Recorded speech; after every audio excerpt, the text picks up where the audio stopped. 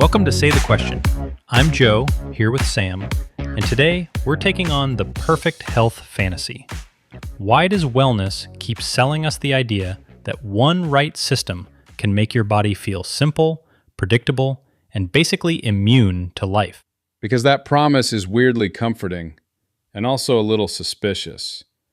The FDA even calls out phrases like miracle cure, guaranteed results, and secret ingredients as classic warning signs, which tells you how old this game is. Yeah, that's the clue right there. So let's start with the basic suspicion, the starting take. Wellness culture keeps acting like the right routine can beat uncertainty. And Sam, start us off. My basic problem with wellness culture is that it keeps hinting there's one hidden routine, one perfect stack, one secret system that will finally make your body feel simple. Like if you find the right morning ritual, suddenly you're not a fragile bag of symptoms and surprises anymore. Before we get lost in the brand names, I think the real target is that fantasy of control. A lot of wellness advice starts as, here's the structure, and then quietly becomes, here's how to stop feeling like your body is random. Right, and I don't think people are stupid for wanting that. If you're tired, stressed, or just sick of guessing, a system sounds better than uncertainty. Of course it does. The issue is that system can mean two very different things. A useful routine that helps you notice patterns, or a promise that if you do the ritual correctly, the uncertainty goes away. And wellness culture loves that second version because it's emotionally cleaner. Nobody wants, this might help a little, depending on your life. They want, this is the answer, preferably in a color-coded carousel. That's one of the reasons it works. The cleaner the promise, the easier it is to sell, repeat, and turn into identity. Not because every creator is lying, but because the format rewards certainty more than honesty. So am I overstating it if I say a lot of this is less about health and more about selling relief from ambiguity? No, I think that's the sharp version. But I'd add that relief from ambiguity is not fake relief. People really are exhausted by mixed messages, changing advice, and the feeling that everything depends on some hidden variable they missed.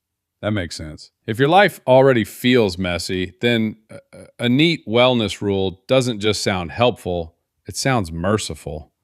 It says, finally, one thing I can actually do. Exactly. And here's the more boring truth people don't love. Bodies are responsive, but not obedient. You can improve odds, shape habits, reduce noise a little, and still not get a neat, guaranteed outcome. So where would you draw the line? When does a helpful routine turn into a fake promise? Because I think that line gets crossed the second someone implies the routine should make life predictable. That's a good line. If the advice helps you notice patterns, organize your day, or make choices a little easier, fine. If it starts claiming it can make life predictable, that's where the fantasy takes over. And the boring answer always sounds insulting because it doesn't flatter anybody. Sleep, stress, timing, consistency, luck doesn't have the same glow as, here's the hidden method that explains your whole body. No, but the boring answer is usually the honest one. It says, there are patterns, just not perfect ones. And there are limits, just not always dramatic ones. That's a terrible sales pitch, which is probably part of why the fake clarity keeps winning. That is the part I keep coming back to. People don't only want to feel better. They want a story that makes the body feel explainable instead of random. A secret system does that in a way ordinary advice never quite can. And once that story is in the room, everything else starts orbiting it. The routine, the language, the before and after promise, all of it gets recruited to support certainty instead of honesty. Okay, but Before we get smug about wellness culture, I think the real question is why this pitch hooks people so hard in the first place. Nobody wakes up wanting to buy a ritual. They want to stop feeling like their body is a moving target. Because bodies are not polite. They do weird things. They change without asking. And they do not come with a little dashboard that explains what's happening in clean, simple language. If you feel fragile or uncertain, a system that promises order starts sounding less like hype and more like relief. And that is the hook. People are not always buying a product. They are buying the feeling that somebody, somewhere, has a handle on the chaos. Normal advice is usually slow and vague, and it does not exactly scream, "Here's the one thing that makes this whole mess make sense." Slow, yes. Doesn't exactly scream is a little dramatic. Fine, it whispers. But if you are worried about aging, pain, or some new annoying thing your body is doing, generic advice starts sounding like a form letter. It may be correct, but it does not feel built for the panic you are actually in. That's the useful distinction. The advice can be right and still feel useless because it does not answer the emotional question. What do I do with this fear right now? That's where people get pulled towards systems, because systems at least pretend they can give a clean path through uncertainty. Joe, am I overstating how bad the ordinary advice feels? Because I think a lot of it is true and also useless in the moment when somebody is scared and wants one clear thing to do. No, that part is fair. A lot of ordinary health guidance is basically the right answer at the wrong speed. And sometimes it shows up in language so broad, it might as well have been printed on a brochure. So people go looking for something that feels more specific, more active, and more capable of keeping the bad stuff away. Right, and feels more active is doing a ton of work there. If you are anxious, being proactive can feel almost identical to being protected, which is a very human mistake. You do one thing, you feel the little hit of movement, and your brain goes, okay, maybe I have some control here. Or, worse, you start grading the ritual instead of the result. Instead of asking, what did this actually change? You ask, does this make me the kind of person who is taking charge? That's emotionally real, but it is a different question, and wellness culture knows how to blur those two together. That blur is the whole thing. If your sleep is weird, your joints hurt, or you just feel time moving in the wrong direction, you are not looking for a lecture. You are looking for something that might stop the slide, or at least make the slide feel less random. And that's why the suspicion is not crazy. The suspicion is not, I hate everyone who wants relief. The suspicion is, this market understands fear very well, and it keeps offering certainty when the honest answer is usually partial, boring, and testable. Yeah, so the weird part is not that people want a system. The weird part is how often the system is sold like it can erase uncertainty instead of just helping somebody live with less of it. That's a very different promise. And people can feel the difference even when they do not say it out loud. That's the line to keep in view. Wanting relief is sensible. Wanting a magic level of control is where the fantasy starts talking. So the next question is, which wellness claims are actually useful? And which ones are just certainty in nicer packaging? Okay, before this turns into a mushy wellness debate, we need the boring definition. Because people keep using health like it means whatever made them feel better last Tuesday. And that is how the argument starts drifting all over the place. That's the first clean cut. Ordinary habits versus cure stories. A habit can help, a routine can be sensible, and a practice can even change how you feel. None of that automatically means you found a master key for the body.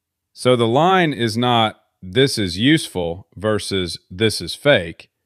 It's this is one tool versus this is the answer to everything. Exactly. A tool can be real and useful without pretending to run the whole house. The problem starts when the pitch shifts from this may improve one outcome to this explains all outcomes, because that second jump is where the selling gets sloppy. And wellness culture does that slide so smoothly. It takes something pretty normal, sleep, movement, a routine, a food habit, a supplement, some breathing thing, whatever, and wraps it in a story that says other people are missing some obvious truth. That story does a lot of work. Once the habit gets turned into a system, the system starts carrying extra claims it never earned. You stop talking about one practice helping in one area and start talking like the body is supposed to cooperate on command if you just get the sequence right. Is that the real distinction, though? Because people will hear us and think we're just sneering at routines. I'm not. I'm saying the sales pitch changes the minute it stops sounding like a recommendation and starts sounding like a hidden answer. That's exactly the distinction. A recommendation is allowed to be modest. It can say, this might help, this seems worth trying, this is one piece of a bigger life. The fantasy version says, this is the piece you were missing, and once you get it, everything else should fall into place. And that's the part that makes it feel kind of culty without needing an actual cult. Nobody's just selling a routine anymore. They're selling relief from randomness. And that is a very expensive feeling to market to people who are tired and scared. Relief from randomness is a strong pitch because randomness is annoying. But the honest version is smaller and less glamorous. A routine can lower the odds of some bad outcomes or make you feel more stable and still leave you with a body that remains a body. Bodies do not obey on command because a newsletter sounded confident. Joe, am I overstating it if I say the wellness pitch often treats uncertainty like a personal failure? Like, if your body is still being weird, the ad voice starts acting like you just didn't commit hard enough. Not really. Sometimes the language implies that if you were disciplined enough, informed enough, pure enough, then life would start behaving. That's the part people bristle at, because it quietly turns normal limits into a moral problem. And then the product gets to stand there like it solved something it only renamed. Right, and then even a decent habit gets inflated into this giant identity package. Suddenly you're not just someone who walks, sleeps better, journals, or keeps a routine. You're apparently a person who figured it out while everyone else is still fumbling around.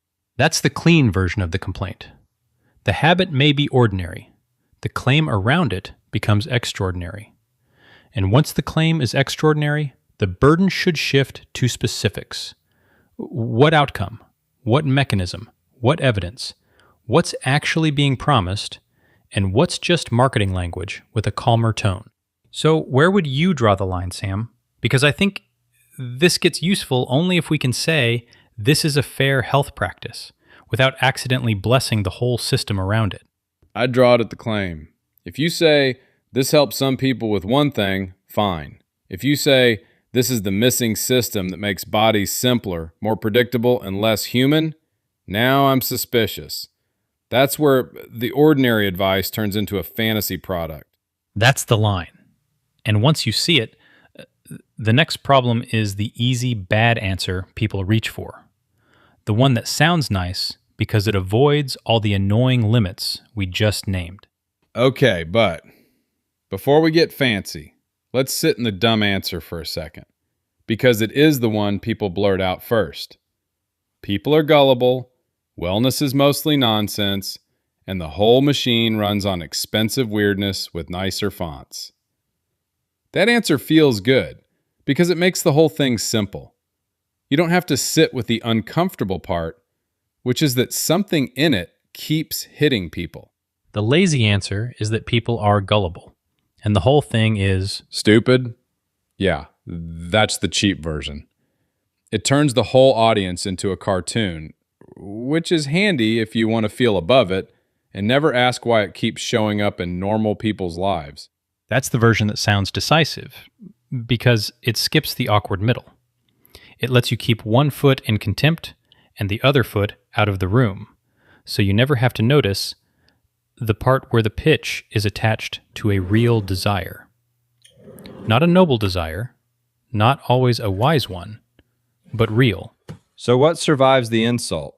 Because some of this stuff really is nonsense, and I don't want to pretend otherwise. But if the whole explanation is just people are dumb, then we're missing the part that actually makes it persuasive instead of just annoying. What survives is the part that promises order. People are often buying relief, a ritual, a cleaner story about what their body is supposed to feel like, or just the feeling that somebody has a map. That doesn't prove the pitch is good, or even harmless, but it explains why a bad system can still hook people. If it offers one thing they genuinely want, the rest of the claims get to ride along. And that's the annoying part, because the sale usually isn't, here is pure nonsense, please enjoy. It's more like one useful idea gets dressed up as a whole identity and then starts pretending certainty is the same thing as proof. The product may be halfway decent, but the promise is doing a lot of unpaid overtime. That's the better way to say it.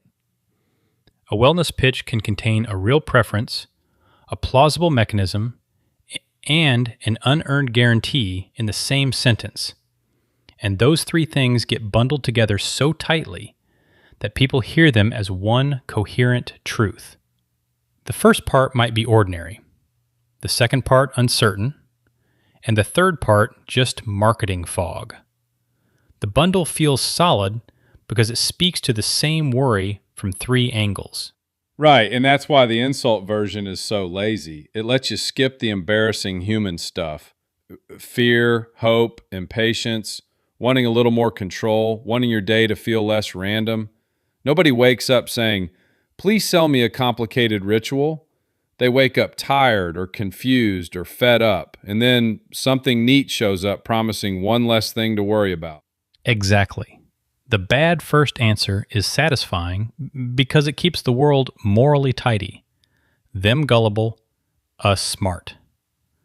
But the ordinary pressure is where the real story lives, and it has nothing to do with stupidity as a personality trait.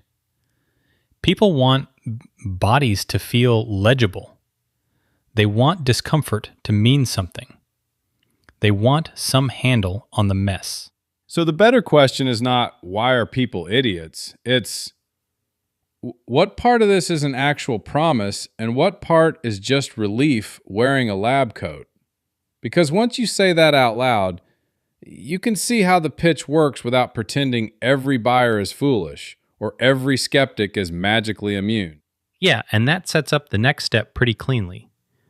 Now we can look at the claims themselves and ask which ones are concrete, which ones are vibes, and which ones are promising control they can't really deliver. That's where the conversation gets less smug and more useful. Okay, so the useful question here is not, does this one wellness thing work? It's, what kind of promise keeps showing up over and over? Because the labels change, the language changes, but the pitch keeps circling back to the same idea.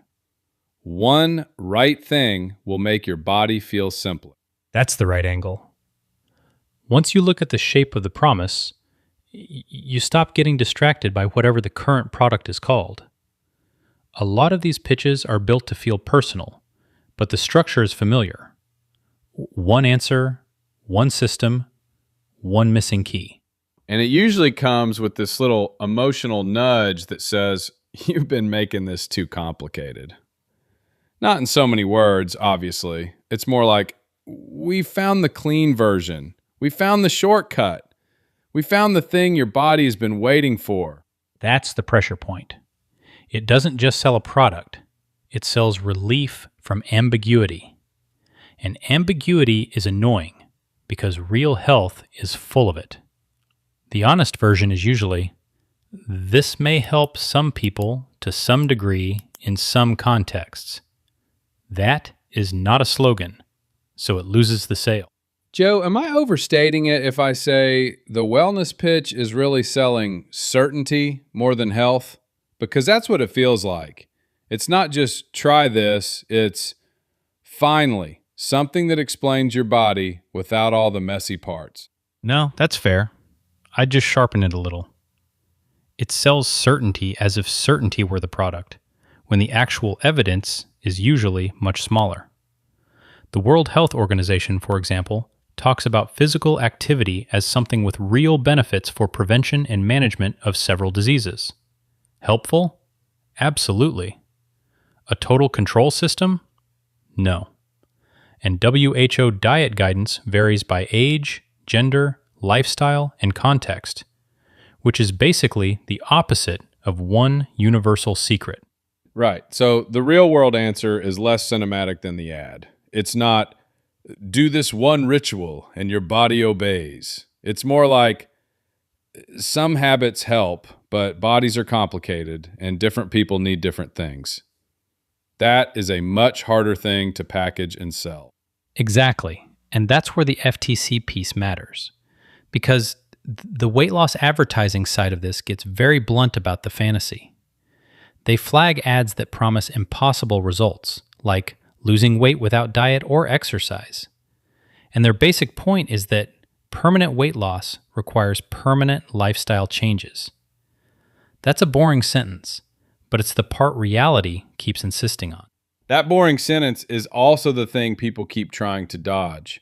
Because if the claim has to admit effort, time, and trade-offs, it starts sounding like ordinary life instead of a miracle.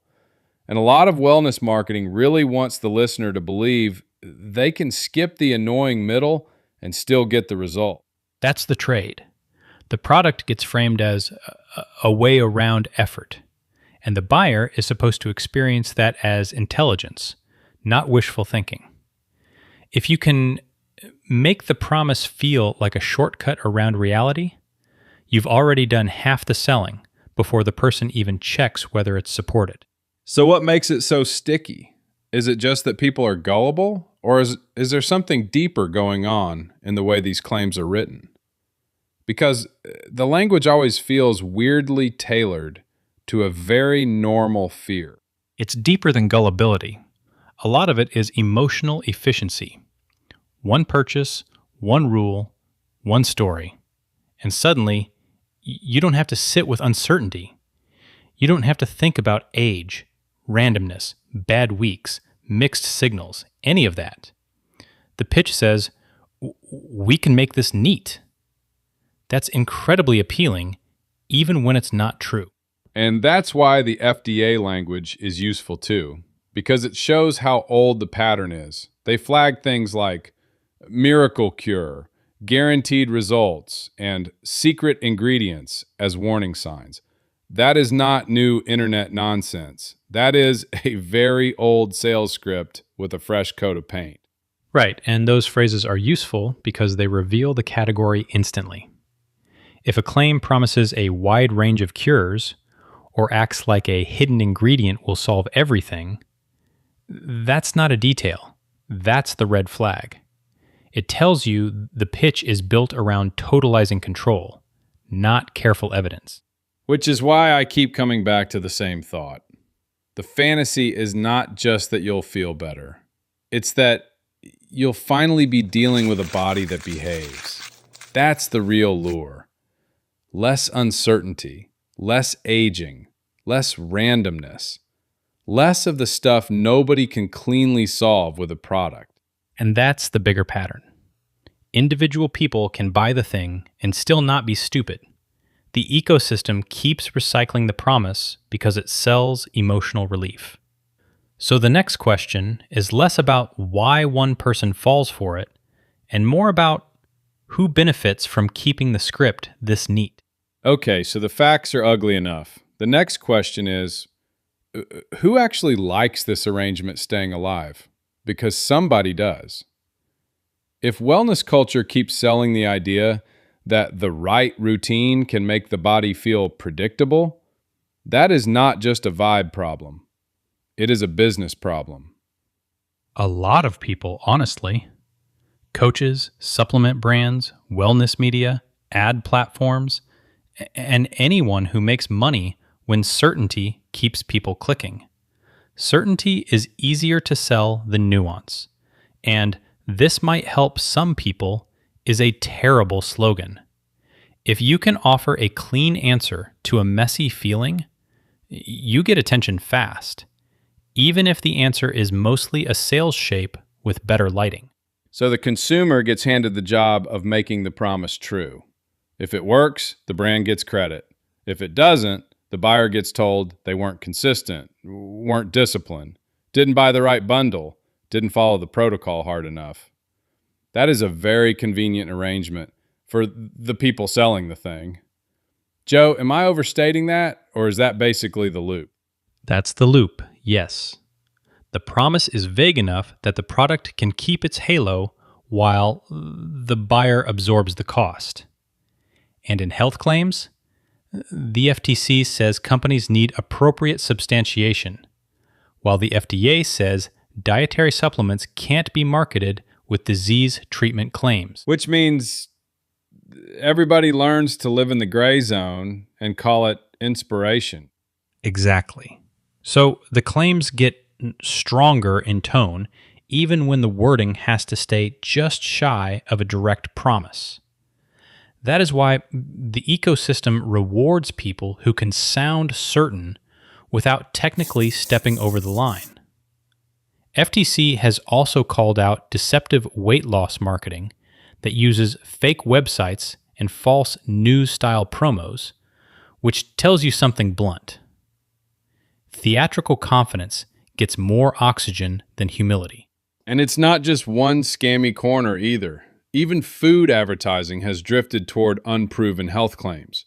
Because if you can make a product feel protective, people stop asking awkward questions and start asking where to buy it. Nobody wants to be sold a boring maybe. They want the little sermon that says, "This is the missing piece," because that sounds like control. Right, and we're not giving anyone medical advice here. We're talking about the sales logic. If you sell a neat answer to a messy body, you offload the uncertainty onto the customer and keep the upside for yourself. That's why the same pitch shows up in different forms. It can be a supplement, a coach, a subscription, a challenge, a reset, whatever word sounds cleaner than "I can't actually guarantee this." So the person selling the system gets to look enlightened, and the person buying it gets to feel like control is available if they just find the right routine. That's the part people keep chasing, right? Not just health, but relief from randomness. If the pitch is, "Here is a way to make life feel less weird," that is going to outperform honesty almost every time. And socially, sounding certain pays twice. You get attention now, and you get to look like someone who has it figured out, which is basically free marketing. The careful version sounds slower, more annoying, and less confident, even when it's the more honest one. A lot of the reward comes from other people, too. If your audience wants a simple answer, they will pressure you toward one. Nobody likes being told, "It depends," when they wanted a transformation story. That's the part I keep landing on. It's not just that people are gullible. It's that the whole setup makes humility look like a weakness. If you sound unsure, you lose the sale, lose the clip, lose the aura. So, of course, the market trains everybody to talk like they know the one true fix, even when nobody does. Yeah, and that is the cleaner version of the suspicion. Not one evil mastermind, just a system where confidence is rewarded ambiguity is punished, and the bill for the disappointment lands on the person trying to buy relief. That's the money model underneath a lot of wellness talk. Endless optimization. One more protocol. One more purchase. One more round of chasing the feeling that the body can finally be made simple. And once you see that, the next question is how the actual money trail keeps that loop going. Okay, so once you follow the incentives, the money trail gets kind of rude about it. A lot of wellness is built to keep you buying the next version, not to hand you one clean answer and wave goodbye. That's the core business shape, yeah. If the pitch is a durable, once-and-done solution, the customer leaves. If the pitch is ongoing optimization, there's always another step, another tier, another add-on. So it's not just about selling a product, it's selling the feeling that you're one purchase away from finally making your body less mysterious. Exactly. And that's why the forever upgrading system is so attractive as a business model. It turns uncertainty into recurring revenue. The FTC's point about permanent weight loss is a good example of the logic there. If something really requires permanent lifestyle changes, then the business-friendly version is endless hope, not a one-time miracle. Which is a nasty little setup because the product doesn't have to fail loudly. It just has to stay emotionally unfinished. The person keeps thinking, I was close. Maybe this new thing gets me over the line. Right, and that unfinished feeling is good for repeat business. You can sell a starter version, then a premium version, then a bundle, then a membership, then some special access that makes the whole thing feel more serious. None of that is automatically dishonest, but it does create a ladder where each rung implies there's still a better answer above it. And the customer is rarely buying just one thing. They're buying the ritual, the upgrade path, the little sense that they're not ordinary because they found the better system. That's why wellness can start sounding less like health and more like status with a smoothie attached. That's the pressure point. The premium layer often works because it makes the routine feel exclusive before it proves anything useful. If you charge more, wrap it in a members-only vibe, and keep hinting that the real secret is just a little deeper in, people read that as seriousness. Sometimes it is seriousness. Sometimes it's just pricing dressed up as revelation. So the price tag becomes part of the story. It says, this is advanced. This is special. This is for people who really get it. Even if all you've really bought is a fancier way to keep asking the same question. Yeah, and the marketing often leans on certainty or hidden access instead of a clear mechanism. The FDA flags promises like miracle cure and guaranteed results as warning signs, which is useful because those are the claims that make a closed system feel magical. If the pitch depends on secrecy, that secrecy is part of the sales hook, not proof that the thing works. That feels like the whole game. Not, here is a boring, durable answer, but here is the thing the mainstream missed. And once people buy that frame, every new purchase can be sold as the missing piece instead of just another thing in the cart. And supplements fit right into that because they're framed as add-ons, not replacements. The FDA is pretty plain about that. Supplements are meant to add to the diet, not replace medicine or the rest of a healthy diet. That's part of why the sales story can keep shrinking the distance between helpful extra and maybe this is the thing that finally completes the system. So the logic is basically subscription to possibility. You're not paying for a finish line. You're paying to stay in the game one more month, one more refill, one more upgrade, because the possibility itself is what gets sold. That's a clean way to put it. And it also explains why the model likes recurring purchases more than a final answer. A final answer ends the story, but recurring hope keeps the register open. The trick isn't that every wellness product is fake. It's that the business structure rewards things that feel incomplete, because incompleteness creates the next sale.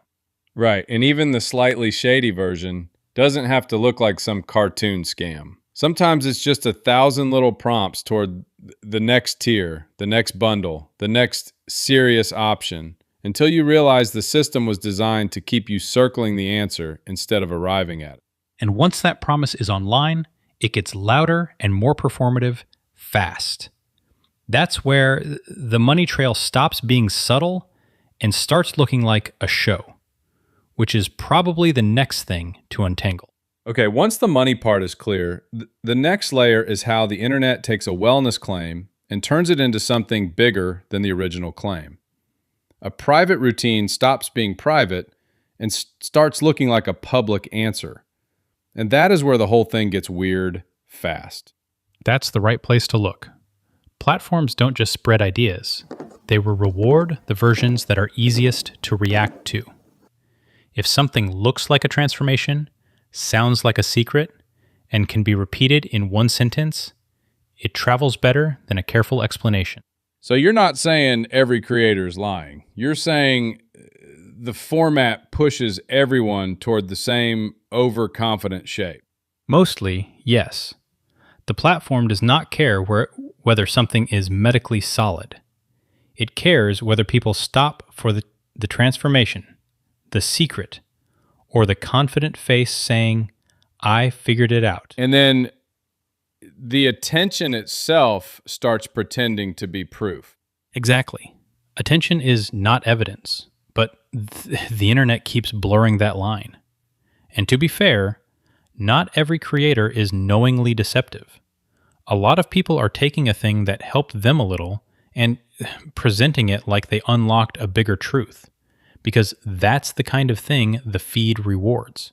Where do you draw the line then? Because this helped me is one thing, but online it gets slid into this is the answer very quickly. That's the part people skip. The line changes when someone stops talking about a personal routine and starts implying mechanism, guaranteed outcome, or universal use. This felt good for me is ordinary. This is why bodies work, or this fixes the thing, is a much bigger claim. And the internet pushes the bigger claim because certainty is easier to package. And visual content makes that even more seductive. You get the before and after, the neat caption, the confident expression, and all the boring middle disappears. No uncertainty, no setbacks, no, this sort of helped, but not in a magical way. Right, and the warning signs are not subtle. The FDA specifically warns about health products advertised on social media platforms like Facebook and Instagram, and it flags phrases like miracle cure and secret ingredients as classic fraud signals. The FTC has also pointed to false weight loss stories running through fake news websites, blogs, banner ads, and social media, which tells you the same claim can be dressed up in a lot of different formats. So the internet doesn't invent the fantasy. It just makes it louder, faster, and more polished. It turns a messy personal experience into something that feels like a discovery everybody else missed. That's a good way to put it. The medium doesn't create every wellness story from scratch, but it rewards the tidy version and punishes the honest one.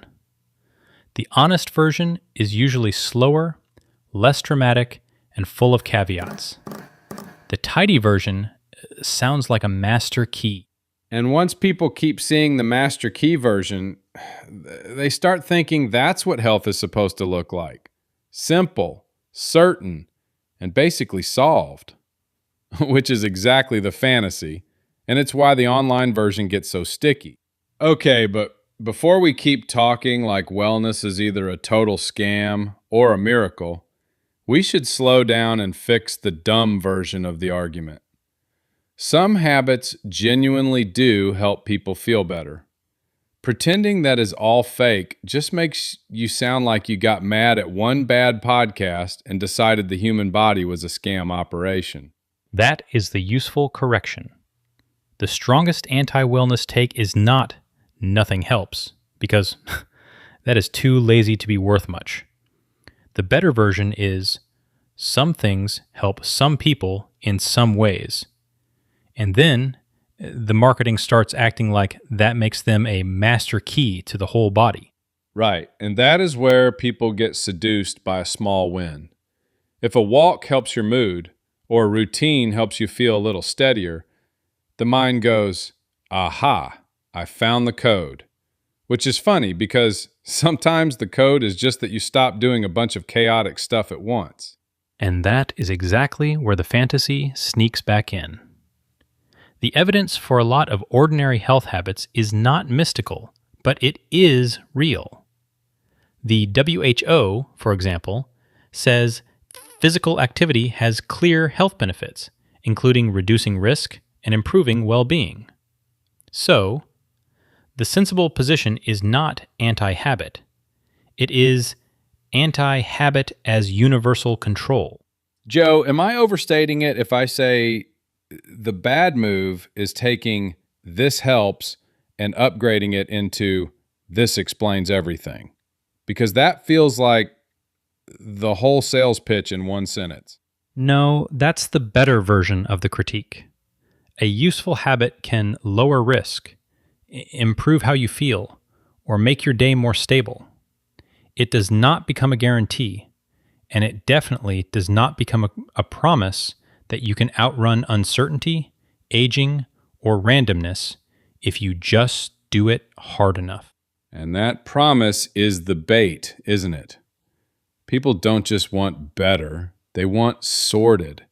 They want one clean routine that makes the body stop being annoying for 5 minutes and start behaving like there is a simple answer hiding somewhere.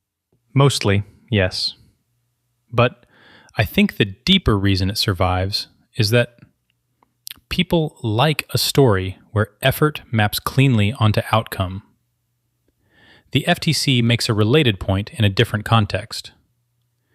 Even things that may help are not one size fits all, and they do not guarantee results for everyone.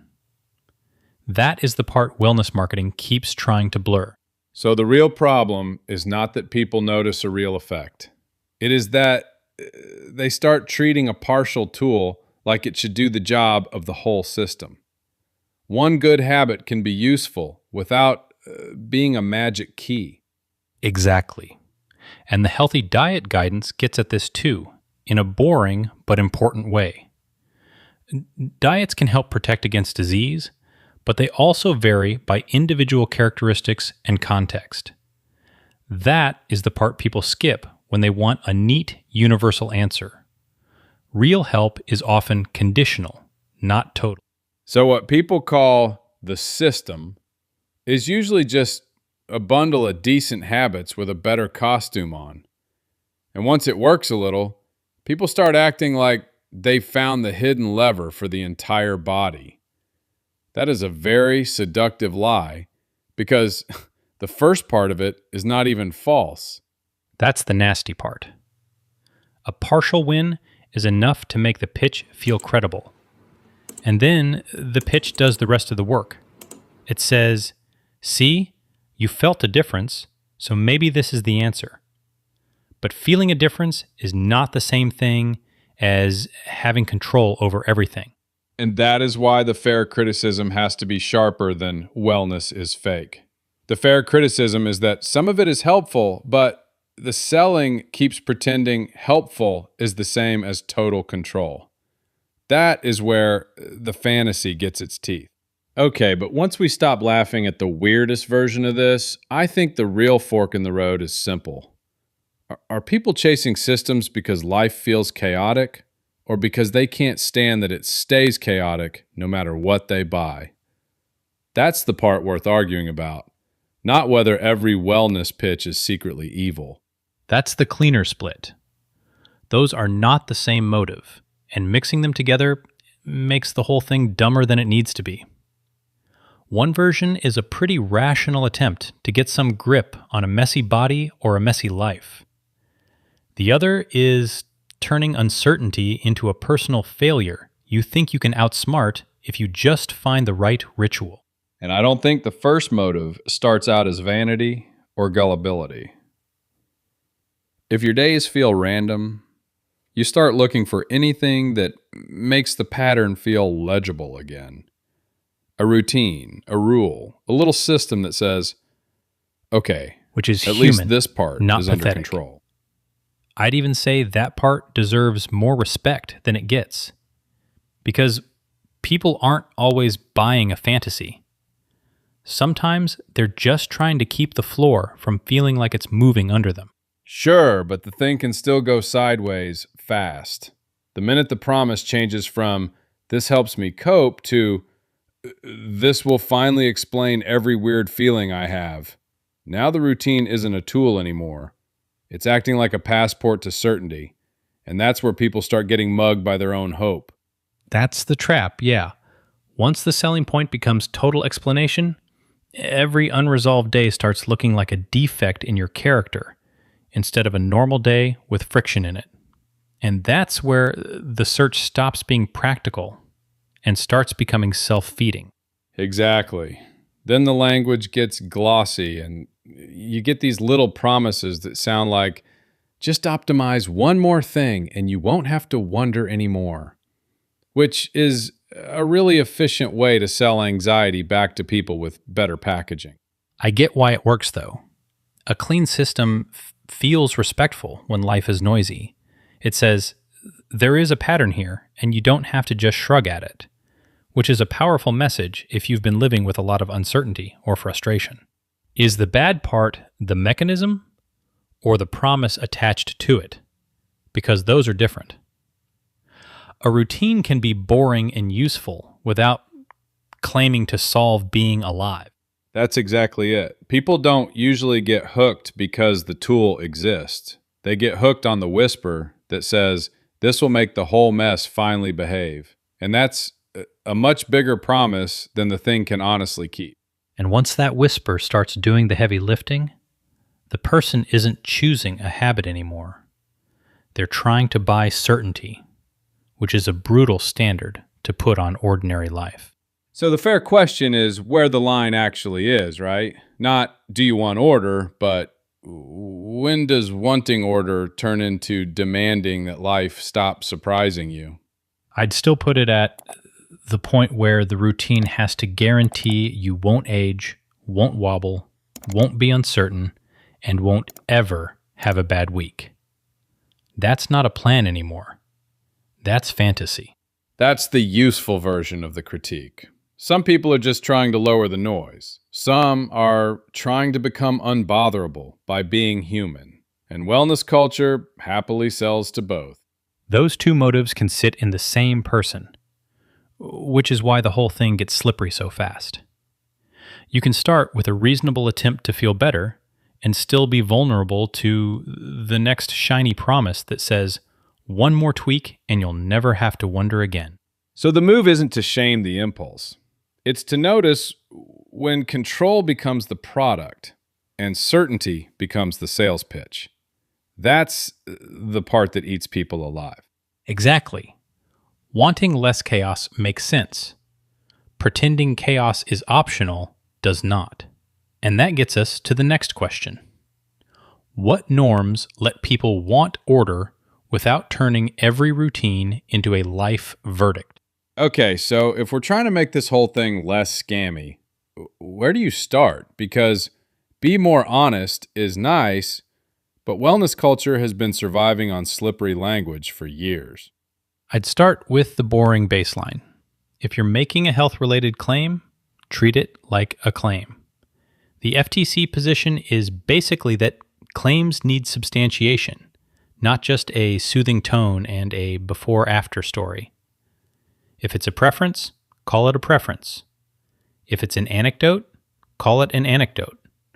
But if it's sold as a real effect, it should have real support.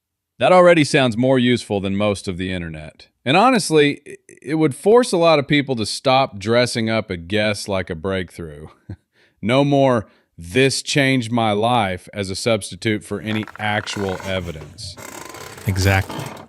And the public can get a little better at spotting the warning signs too. Miracle language, secret ingredients, effortless results. Those are not signs that something is daring and misunderstood.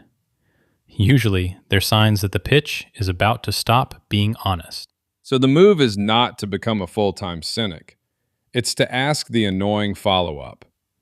What outcome? Through what mechanism? For whom? And over what time frame?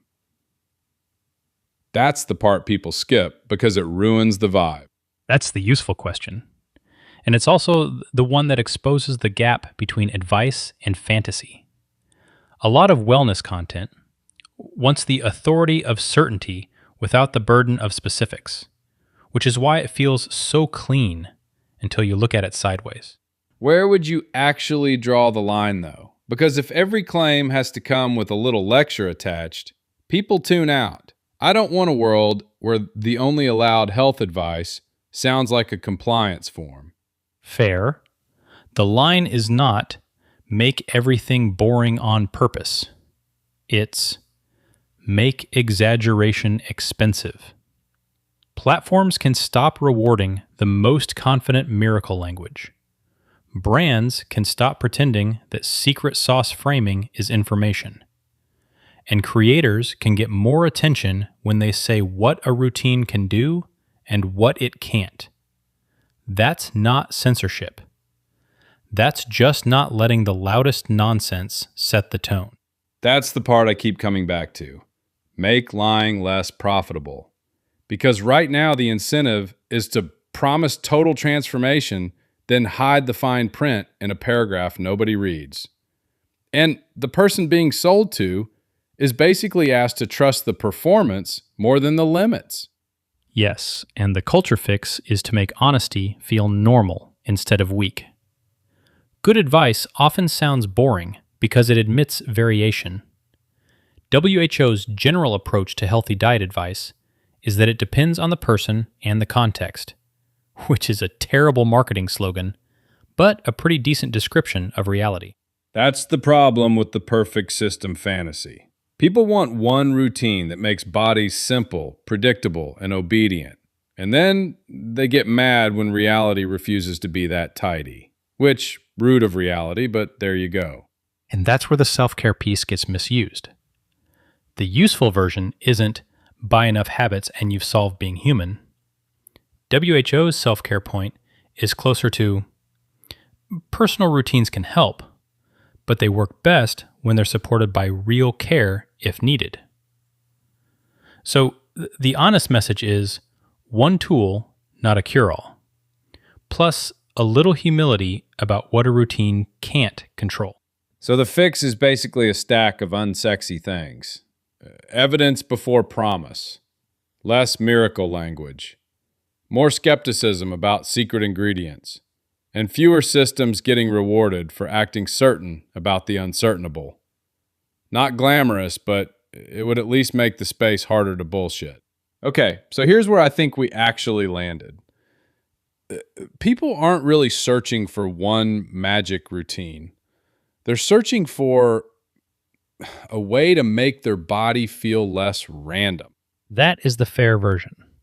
If you strip away the branding, a lot of the hunger is just for less uncertainty. So what's the honest line then? Where does useful habit stop and fantasy start? It stops when the pitch says a routine can give you certainty instead of just improving the odds. That's the part people keep paying for. The fantasy is a system that doesn't just help, it removes uncertainty. Which is the impossible part. Right, better habits can change the odds, but they do not turn a body into a machine, and they definitely do not cancel aging, randomness, or the occasional bad week. And that's probably the clean takeaway. Use the stuff that genuinely helps. Drop the promises that sound like a control system with nicer lighting, and keep your expectations human. That's the deal, really. Not give up, not worship the routine. Just stop pretending one perfect system will make life predictable enough to stop being life. And I think that's the part people should be allowed to admit without getting mocked. Wanting less uncertainty is just human. The problem starts when someone sells that desire like it's a promise the body can actually keep. Yeah, because the wish is reasonable even if the offer isn't. Nobody wakes up thinking, I hope my body stays mysterious forever. They want fewer surprises, fewer bad guesses, fewer times where they feel like they missed the secret instruction manual. Exactly.